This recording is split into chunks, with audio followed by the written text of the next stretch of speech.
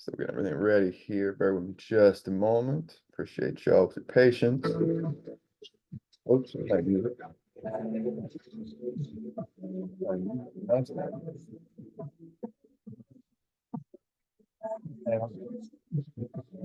Already on. All right. So let me get my presentation pulled up here.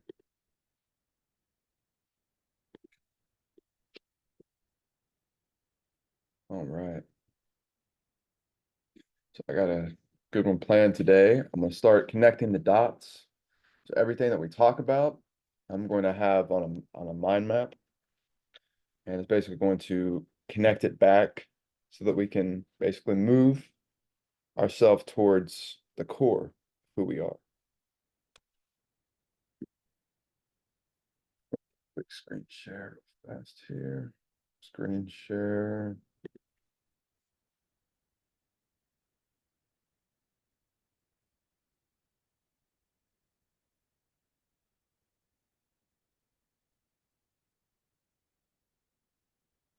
All right. Drinking.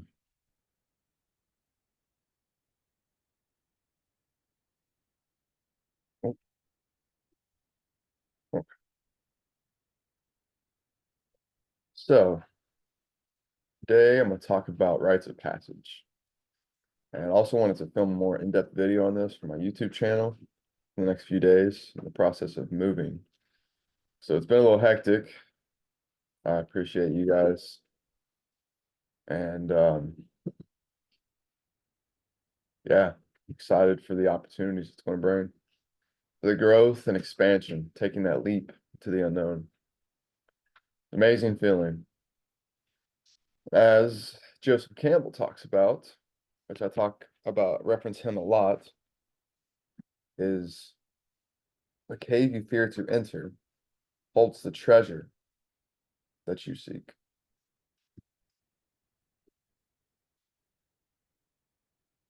Because on the other side of fear is everything that you want to be.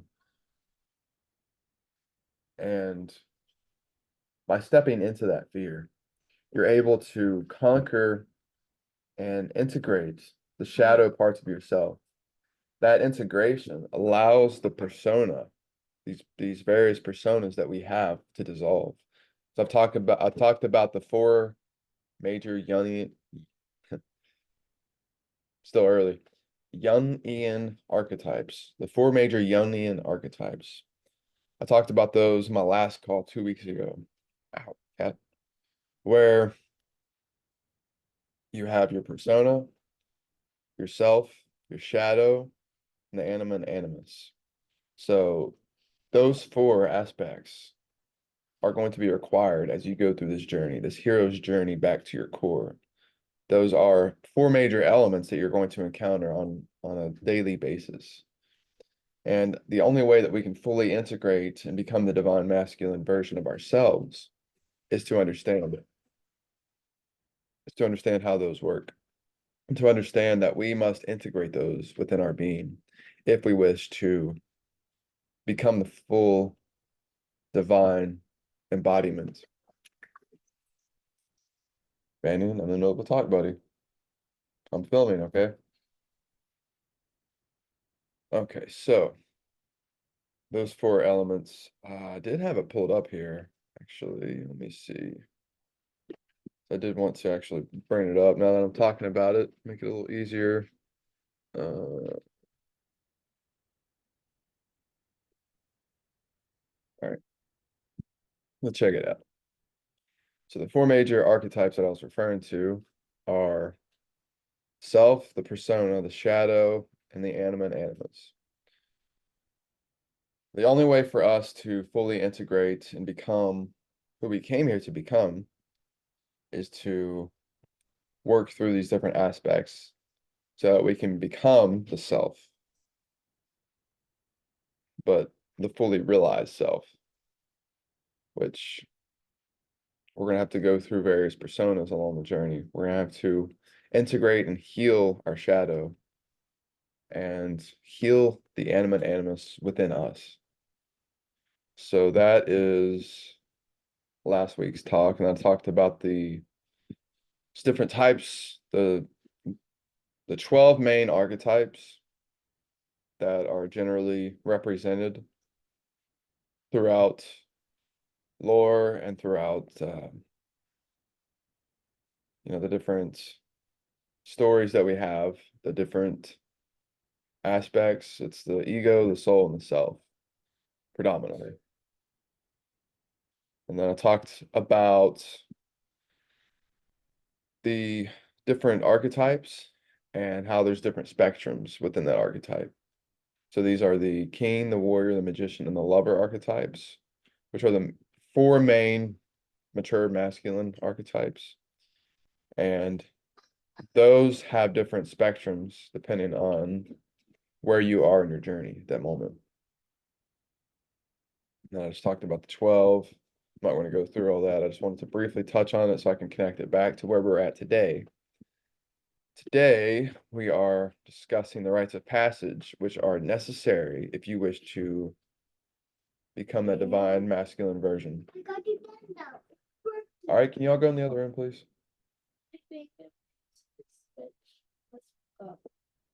Can you let him play on it for a minute?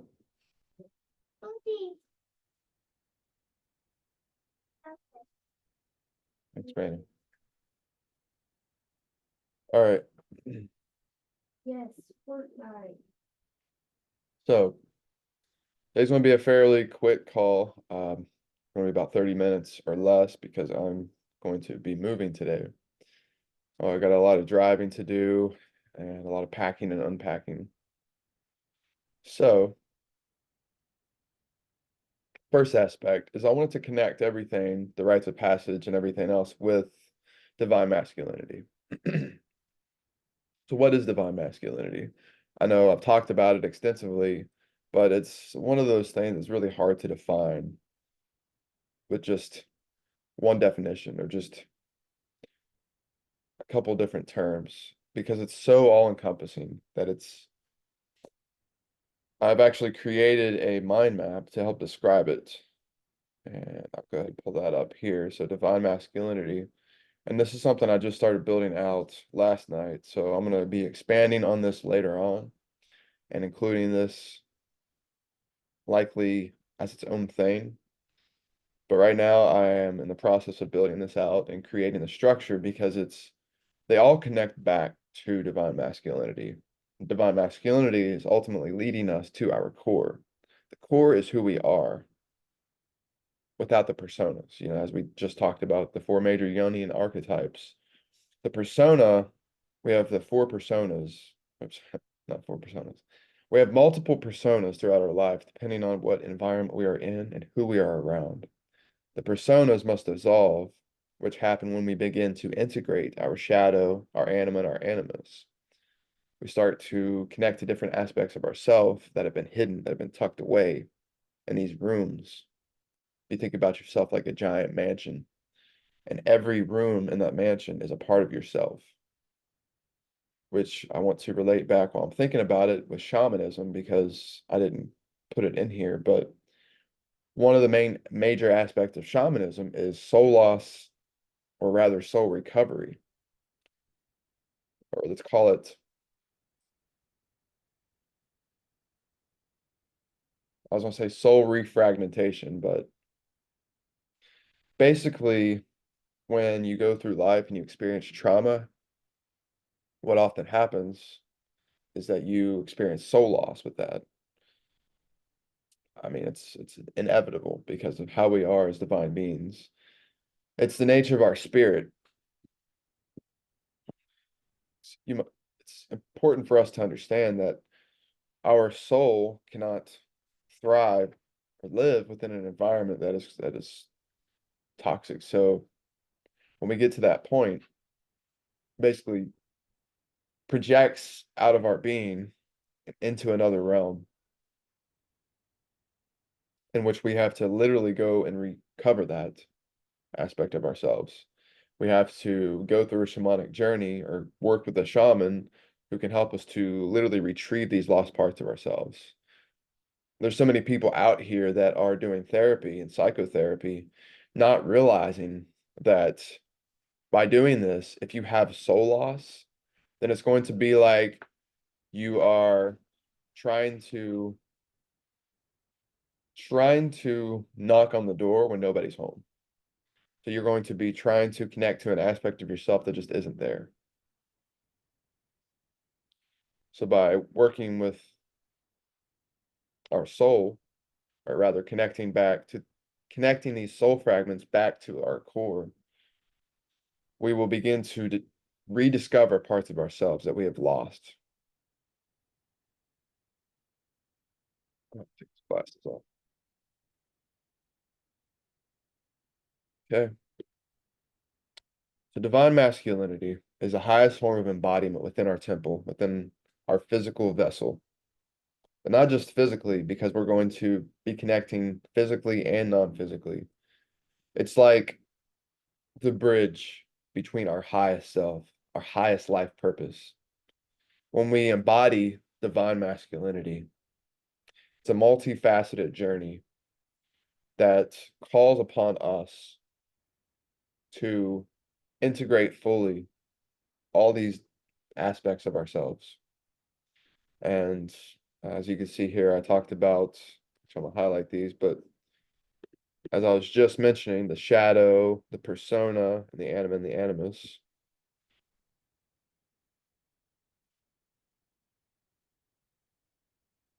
So these, and then of course the self, which the self I'm going to equate with the core because that is what we are moving towards. So we must embody the shadow aspects of ourselves, integrate those within our being. Once we begin to reintegrate those, these personas that we have, these fake personas begin to fall away. And then it's going to bring us to the forefront of our anima and our animus, or sometimes it happens simultaneously. Like for me, when I first met my lover, she really brought out these aspects of myself, my shadow, but also forced me to have to heal my anima and my animus as well, basically simultaneously. And then once we do that, it gets us back to our core, ourself, who we truly are. And the rites of passage act as the bridge to allow this to happen. Without that rite of passage, you're going to stay the old version of yourself. You're going to remain stuck.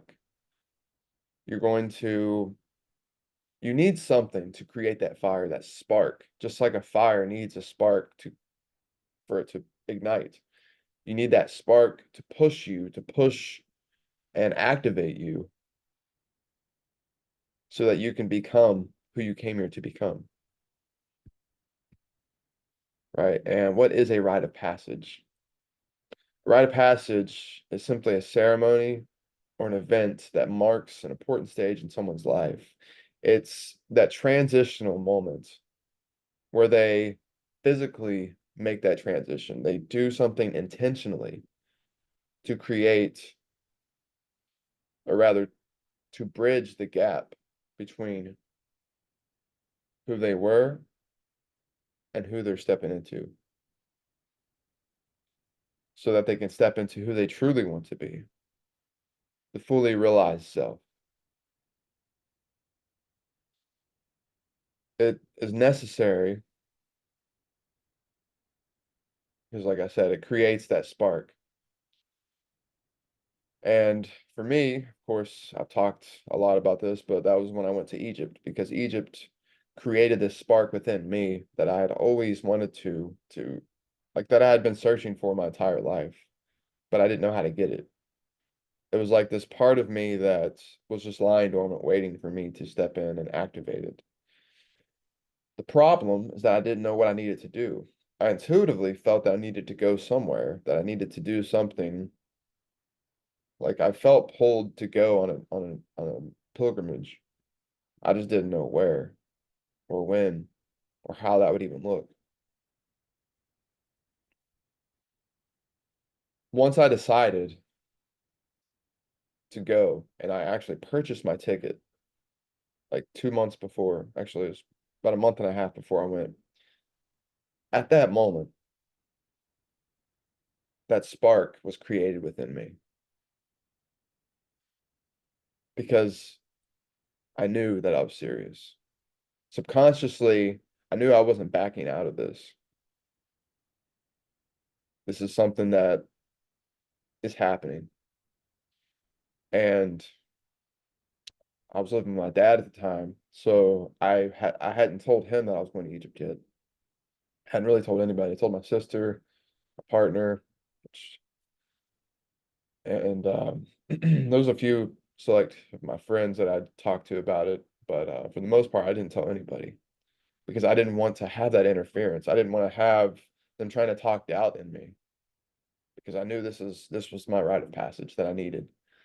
But I still felt scared. I still felt afraid.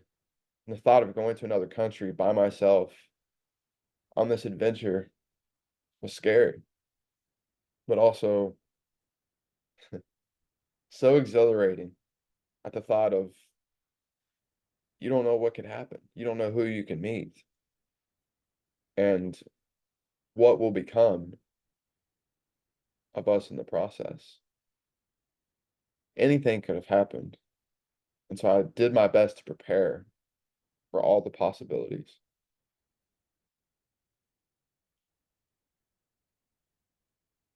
And I have a picture of Spartans here because they had to go through rigorous rites of passage in order to become a Spartan. And throughout our lives, we are constantly going through different rites of passage to help us get to this version of ourselves, to bridge that gap. Often it happens without us even realizing it. It doesn't have to be going somewhere. It could be an internal rite of passage as well.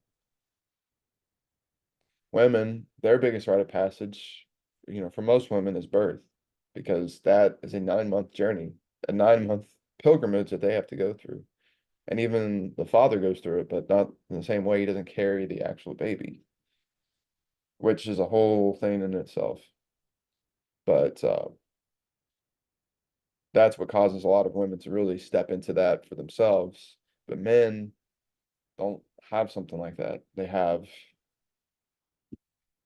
let's scroll down here, some examples in our modern day society.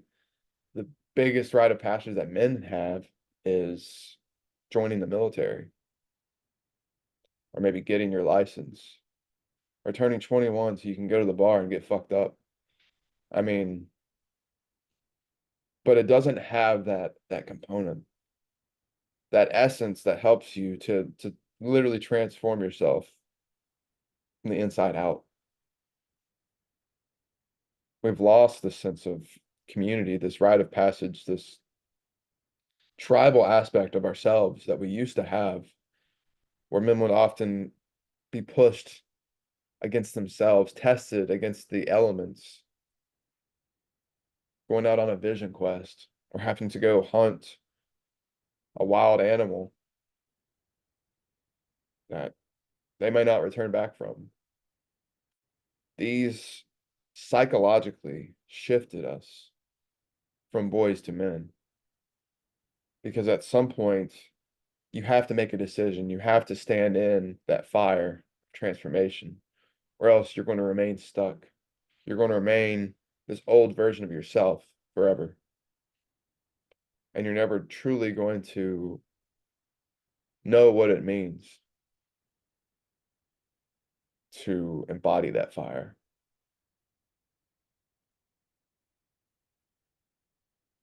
And I still have so many more rites of passage that I have to embark upon myself. And I also wanted to mention here that each archetype has their own hero's journey. A hero's journey is essentially just an extended rite of passage, a continuous rite of passage that brings us to the forefront of our core selves. The hero's journey is basically the journey back to our core, because that is where our power lies, our true divine essence.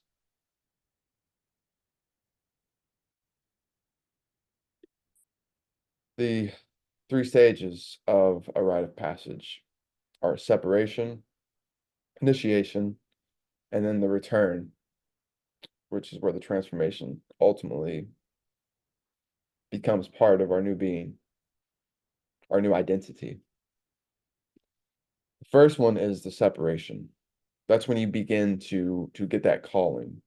You feel the pull towards something bigger, towards your vision. You begin to align to these aspects of yourself. And oftentimes it comes when you're not even quote unquote ready. You don't feel ready in that moment, but you are called, you are pulled to something bigger. And you know that you can't stay where you are. You know that you have to make this journey, or else a part of you will die.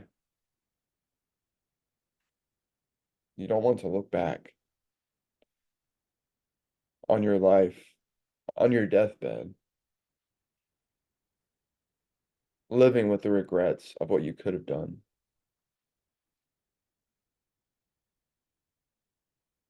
The hero's journey is your way back to yourself, is your way through that. Because what causes us to live with regret?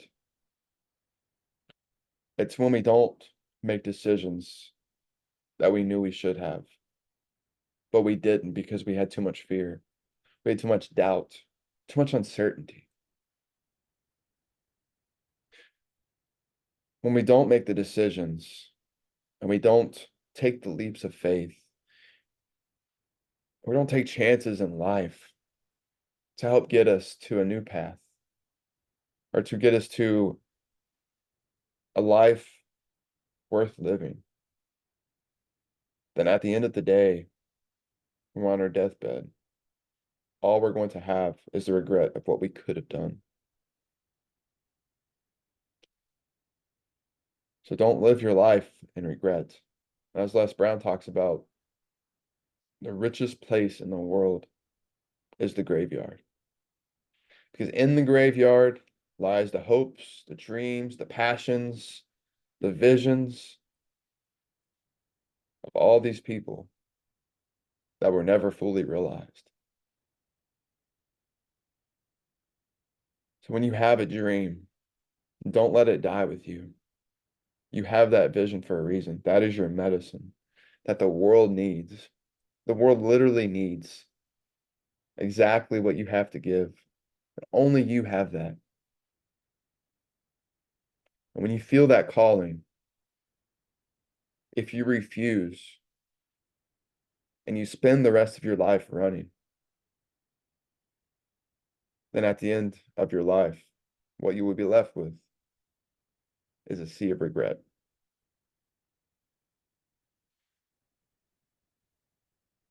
To bring it back, separation begins to pull you, begins to separate yourself from your old self.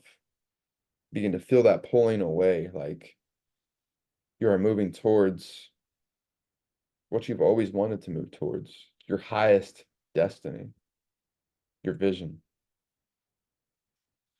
The next step is the initiation. This is where you're forged through the fire, just like a sword. You take it from a hunk of metal, a slab of metal, and it becomes this badass cutthroat weapon. But the initiation is the forging process itself that is creating the blade, that is sharpening the blade so that it can become what it's fully capable of. You are that sword, my friend. The initiation tests you, it pushes you, it throws challenges at you that force you to problem solve. And that's a huge aspect of divine masculinity as well as being able to solve problems. The bigger the problems you can solve, the more that you, the more money that you can make, the more impact that you can have on people's lives. the more that you will change and transform from the inside out. Learning how to problem solve is essential if you want to be successful in any area of your life. Because if you cannot solve your own problems, how are you going to help extend that to other people? How are you going to create the vision, your highest vision, your dream life? The initiation is going to push you, and that's where you get these tests and obstacles that truly test your resolve and show you what you're truly capable of. Give me that. No, you don't have a tape. Right, you have a little piece. Please don't put on stuff. All right. All right, go in there, buddy. I'm filming. I'm almost done. Roll. I'll be in there in a second.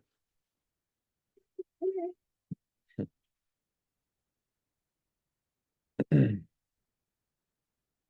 lastly, the return and transformation. That's where you come back, you bring back the medicine from your journey. You have bridged the gap between your old self and your new self, and now you're returning with the keys that you acquired from the journey itself. You are returning back to that core version of yourself. So really, it's already within you. You already know this deep down, but you've forgotten. And as you bring back this medicine, you start to remember, you start to reintegrate. Memories start to flood in that you may have forgotten. You get downloads, ideas that could completely change everything, but can only come once you have stepped into this new version of yourself. Once you have embodied the new you through this journey, through these various challenges that has pushed you to step up, to step into yourself.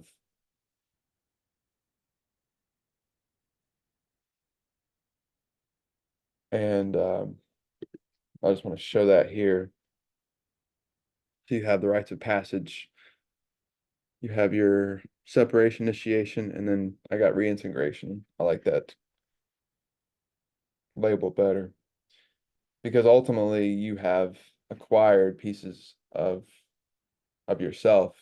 It's almost like how I talked about in shamanism, you have to reconnect with these soul fragments. You have to connect and actually get them from another dimension, essentially. And there's a book, The Way of the Shaman, that I really liked, and it talks about how the shamans go into what they call the non-ordinary reality, in which a lot of your spirit guides will exist in that realm, but also this is where your fragmented parts go. They go to a literal other dimension. And so all these things are connecting back to the core of who we are because shamanism requires us to retrieve those fragmented parts of ourselves. And then I'm going to talk more. I just posted about the Voynich manuscripts, but these codexes often hold the key to what is capable, what we are capable of. It holds hidden knowledge that will allow you to access dormant parts of your DNA. And sometimes just by reading a text and just by seeing something, it activates that within you. And then we have the rites of passage, of course, which we've talked about. And then the archetypes, you have your four major Jungian archetypes, and then the 12 main archetypes that are often characterized throughout literature and movies, things like that. And all of these are funneling back into the core of who we are. Each archetype has their own hero's journey, and your hero's journey is just a collection of rites of passage that continuously are evolving and expanding and pushing you towards this. It's leading you down this path. So this is like the bridge.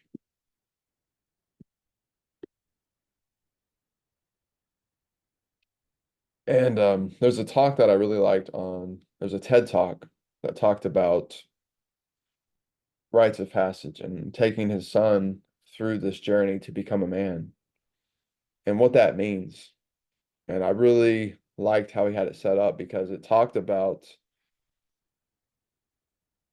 he wanted to help his son to basically go through this journey to make that rite of passage into manhood. And so he set up, trying to think, I don't know the exact layout that he had, but it was like he had stations set up, and then at each station there was a man that would tell his son a specific life lesson that he had learned. One real big, strong dude was like talking about how he used to bully kids in school and how he wishes that he if he could go back and change it, he would.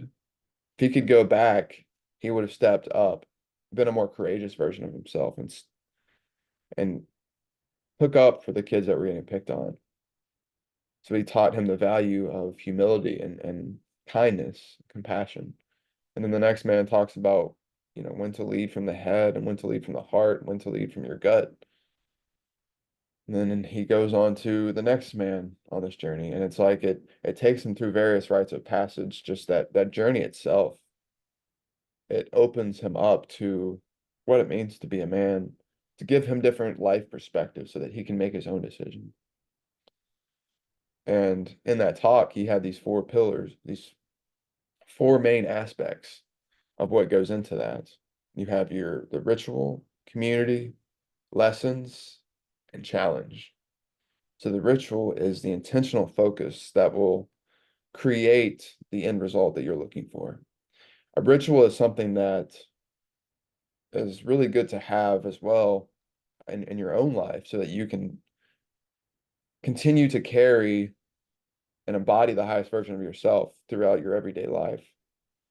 Get back into your flow state and be able to realign to that version of yourself, the highest version of yourself. A ritual allows you to do that.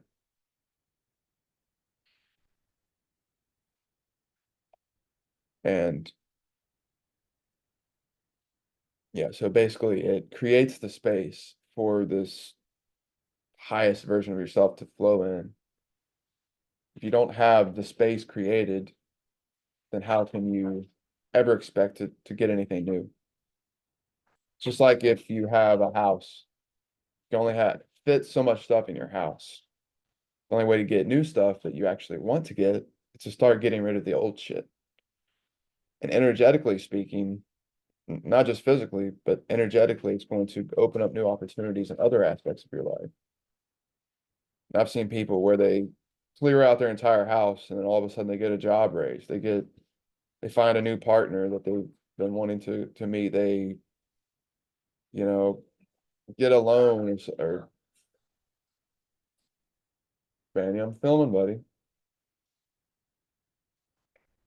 Okay. The next one is community. So having a team for you to be able to have different perspectives so that you can understand what you need to do to step into this.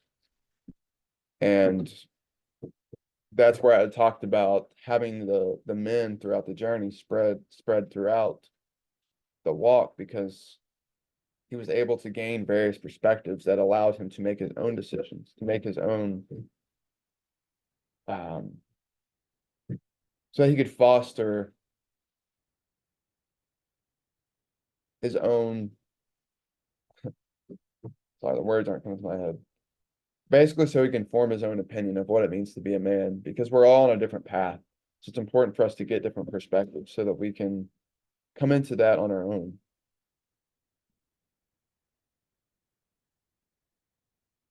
And then lastly, the lessons and the challenges. So the lessons are like various life skills that we need to survive. And I really want to do something with our boys to have some sort of like survival where we can teach them foraging. And we've been looking into like Boy Scouts is really cool because they have a lot of stuff similar to this where they take them through different rites of passage. Um,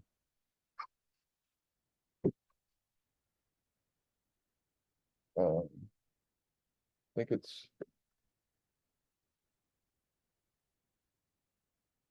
vegetables. It's dinner stuff. But so these lessons are necessary for us to be able, for our boys to be able to make that transition, for ourselves to make the transition into our divine masculine selves. Because the lessons teach us, our lessons align us with the values that will create the structure for us to become this version. It's like the lessons act as the pillars to give us the strength and the courage and the understanding to make that transition. And the challenge is what is basically the fire that ignites all of that. And so for me with Egypt, I had multiple challenges that came forth. Not just building up to that moment. Don't eat them all, please. You can get a few. Probably take some with us. So for me, the challenges for Egypt came even before I left because I had to tell my family. I had to get my plane ticket. I had to be able to have enough money to even go to begin with. But I also had to create the structure for everything to flow naturally so that I could actually be able to get there and have an intentional focus to take me through that process, to take me through that journey so that I could make it as intentional as possible. And that's where the ritual, I'm gonna bring it back to the beginning because the ritual is the intentional focus in which you set up to give you the space to step into something higher. So by having that ritual, having these intentional practices set in place, it's going to allow you to step up, to face those challenges with grit, with will, and it truly strengthens you at your core. So you become who you've always wanted to become. A couple more.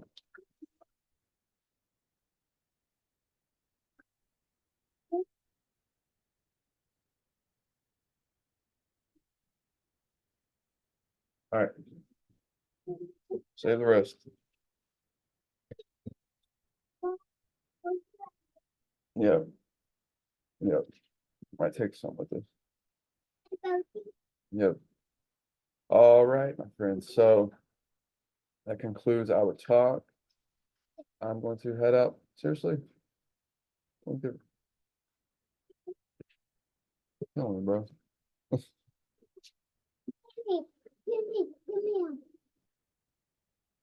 All right. So it's been a pleasure being on this journey with you. Continue to make those leaps so that you can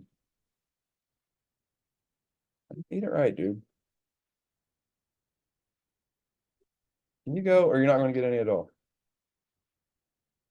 Eat it right.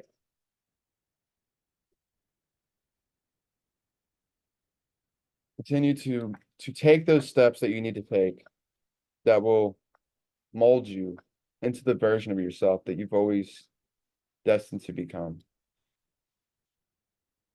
Forging yourself through the fire of these challenges will give you the ability to break out of your old self and into your highest divine masculine version. Thank you for being on this pilgrimage with me, my friends. It's been a true blessing. I'm grateful for each and every one of you. Peace, love, namaste.